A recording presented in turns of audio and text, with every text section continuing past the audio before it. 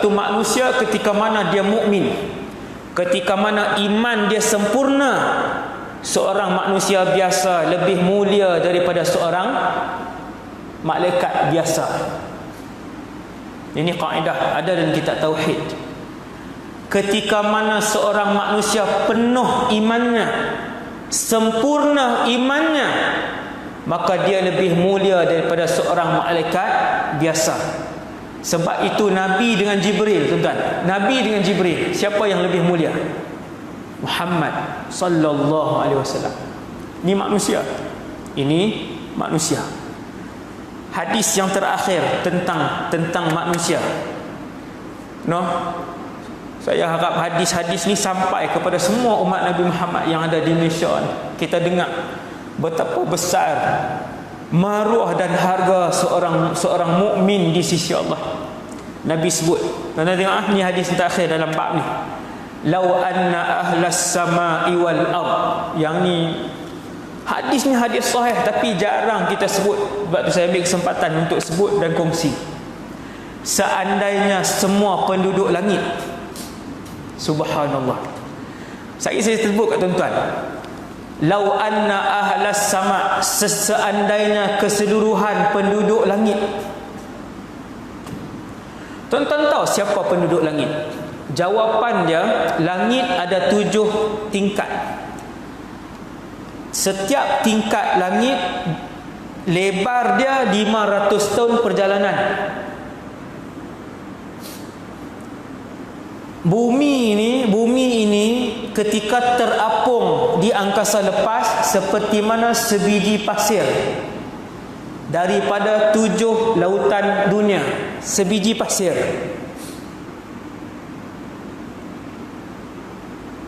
Subhanallah. Siapa cipta ni? Allah. Tebal selapis langit 500 tahun perjalanan.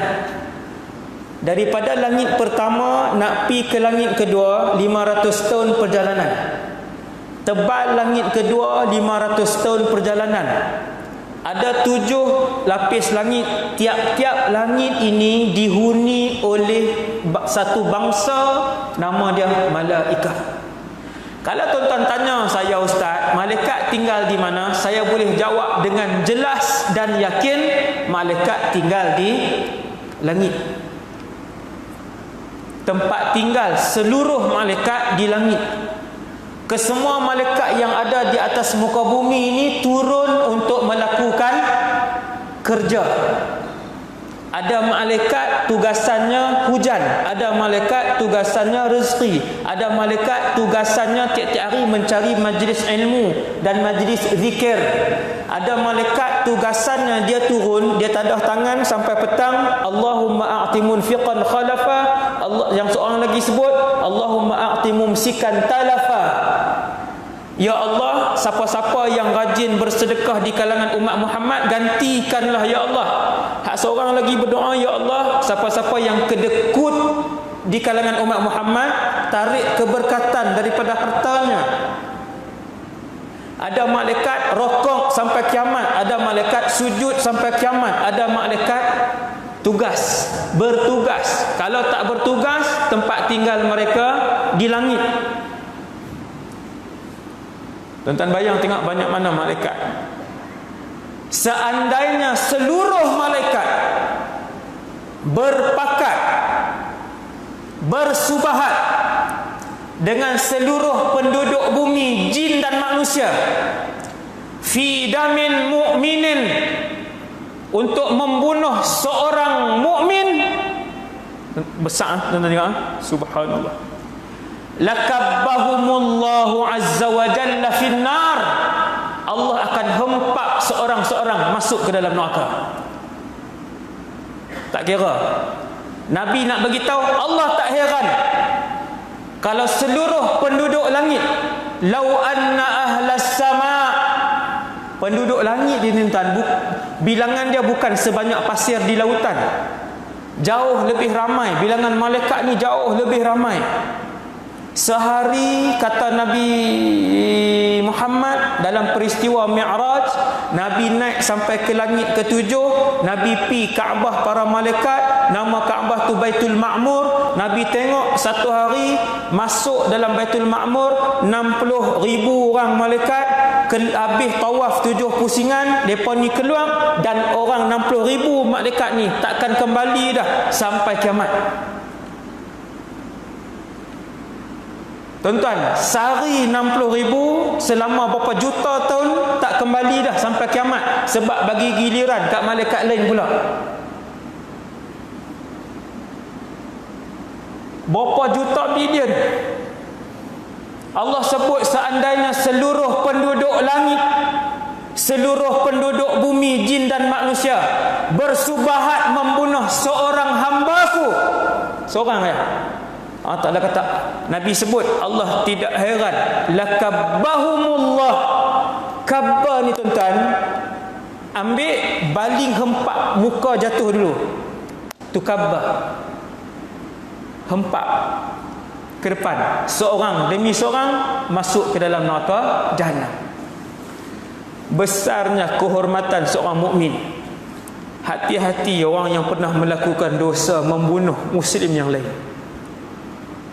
Hati-hati. Dosa dia sangat besar, sehingga dalam satu hadis Nabi sebut seiring dengan dosa mensyirikkan Allah. Kata para ulama hadis, Nabi nak bagi tahu betapa, kita buat contoh macam ni nak mudah faham. Contohnya, kalaulah dosa syirik itu 1,000,000 tahun diseksa, maka lebih kurang tu jugalah yang membunuh seorang muslim. Contoh.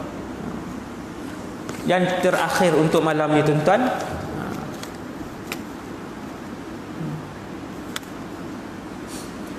hakikat umat akhir zaman ada dua. Ini penutup. Boleh ubahlah kaki silang-silang tu lenguh lah. Jambil. Saya tengok tak bergerak kan? Yang tu baru dengar kiamat tuan-tuan, belum berada di mahsyar. Sebab tu Nabi cerita di mahsyar semua orang kaku macam tu. Diam. Subhanallah. Subhanallah. Hakikat umat akhir zaman. Siapa umat akhir zaman? Saya dan kita semua. Saya selalu sebut, benda ni saya selalu sebut.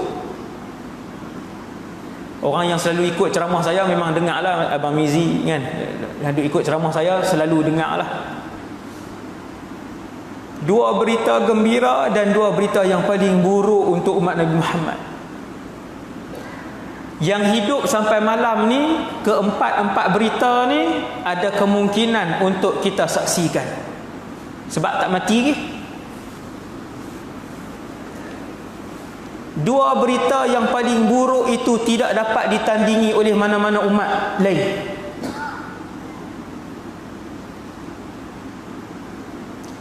Dua berita yang gembira itu juga tidak dapat ditandingi oleh mana-mana umat Nabi lain. Saya sebutkan kepada tuan-tuan, dua berita yang paling buruk itu, yang pertamanya ialah umat ini akan menyaksikan kiamat. Siapa tak tahu, zaman siapa wallahu a'lam. Tetapi ketahuilah, sesiapa yang menyaksikan kiamat, ketahuilah tuan-tuan tengok, ni hadis Nabi. Ketahuilah, sesiapa yang menyaksikan kiamat, ketahuilah bahwasanya dia adalah musyrik yang tidak akan keluar selama-lamanya daripada neraka Jahannam. Kerana kiamat itu hanya akan disaksikan oleh musyrik yang sebenar-benar musyrik sahaja. Beberapa saat sebelum kiamat, Allah akan mematikan semua orang Islam, walaupun di dalam dirinya ada iman yang sebesar zarrah sekalipun. Sebesar zarrah ni bukan setitis air. Sebesar zarrah bukanlah seperti sebiji pasir yang boleh dilihat dengan mata kasar. Tetapi sebesar zarrah ini adalah seperti atom ataupun proton dalam bahasa kimia fizik hari ini, yang tak dapat dilihat dengan mata kasar. Tu zarah. Sesiapa yang ada iman sebesar zarah di dalam hatinya, beberapa minit sebelum kiamat dia akan dimatikan oleh Allah juga. Maksudnya kalau tengok juga kiamat, wal-iyadzubillah, mintalah perlindungan dengan Allah, ketahuilah bahawa dia adalah kafir yang akan kekal dalam neraka, tuan-tuan, sampai akhir dia takkan keluar. Wal-iyadzubillah. Yang ni berita buruk untuk umat Nabi sallallahu alaihi wasallam. Umat Nabi lain akan tengok tak kiamat, tuan-tuan? Takkan tengok. Sebab umat Nabi lain semua meninggal dah. Tinggal yang hidup sekarang ni umat Nabi Muhammad. Berita yang kedua yang terburuk untuk umat Nabi Muhammad, yang tidak boleh ditandingi oleh umat Nabi lain, ialah termasuk kita semua ada kemungkinan untuk lalu zaman ni, wal-iyadzubillah, iaitulah mereka akan hidup pada zaman Dajjal.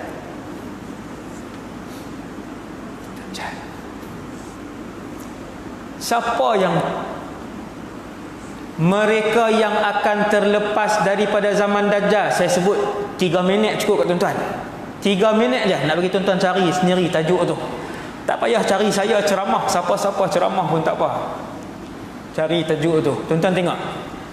Dajjal ketika mana dia keluar, dia adalah seorang manusia. Matanya 2, telinganya 2, tangannya 2, kakinya 2. Dia bercakap, dia makan manusia, tetapi sihirnya hebat sehingga boleh menghidupkan yang mati. Sihir dia, tuan-tuan. Kalau dia kata kemarau di Temerloh, kemarau, setitis air pun tak ada. Nabi sebut umur dia 40 hari je. Kita pun kata lega ustaz 40 hari. Nanti dulu, tak habis lagi. Umur dia 40 hari, kemudian dibunuh. Walaupun 40 hari, hari pertama panjangnya setahun. Sahabat tanya, ya Rasulullah, setahun tu simbolik ke tepat seperti setahun 360 hari? Nabi kata setahun. Maksudnya 360 hari, tuan-tuan, darat 24. Itulah panjang hari pertama Dajjal keluar. Sepanjang tempoh itu, setitis air pun tidak ada, sebiji gandum pun tak ada, sebiji beras pun tak ada. Sahabat tanya, ya Rasulullah, orang-orang mukmin makan apa? Nabi kata orang-orang mukmin sahaja akan selamat daripada Dajjal tempoh 400 hari itu. Panjang 40 hari itu sama seperti lebih kurang 400 hari. Sebab hari pertama seperti setahun, hari kedua seperti sebulan, hari ketiga seperti seminggu, hari keempat seperti hari-hari biasa kalian. Maksudnya 24 jam. Tapi waktu tu tak ada jam, Nabi sebut hari keempat seperti hari-hari biasa kalian. Lebih kurang 40 hari itu 400 hari. 400 hari itu setitis air pun tak ada, sebiji nasi pun tak ada. Tuan-tuan, siapa yang nak selamat? Nabi kata kesemua mukmin yang selamat sepanjang 400 hari itu tidak akan minum seteguk air pun, tidak akan makan sebiji gandum pun 400 hari itu. Makanan mereka selama Dajjal hidup itu adalah subhanallah, walhamdulillah, wala ilaha illallah, wallahu akbar. Tuan-tuan, berapa orang nak selamat kalau makanan tu, yang tu je makanan mereka? Tepuk dada, tanya iman malam ni. Berapa orang yang hidup dia dengan zikrullah? Buka pintu kereta zikrullah, bawa kereta zikrullah, dia turun zikrullah, dia nak masuk rumah dia ingat zikrullah, dia naik atas salin buka baju zikrullah. dia nak masuk bilik air zikrullah, dia keluar daripada bilik air zikrullah. Hak doa-doa Nabi tuan-tuan baca tu si zikrullah lah tu.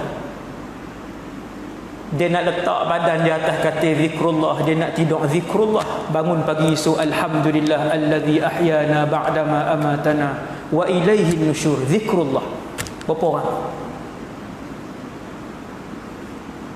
Maka buatlah persiapan sebelum sampainya hari tersebut. Sesiapa yang mati sebelum dia melihat kiamat dan mati sebelum zaman Dajjal, maka beruntunglah orang-orang di kalangan umat Muhammad tersebut. Saya rasa sekadar itu dulu insya-Allah untuk malam ni. Yang baik daripada Allah Subhanahu taala, yang lemah kurang dan salah daripada diri saya sendiri. Aku qad hadza astaghfirullahal azim wa lakum. Assalamualaikum warahmatullahi wabarakatuh. Wa sallallahu ala sayyidina Muhammad wa ala alihi wasallam.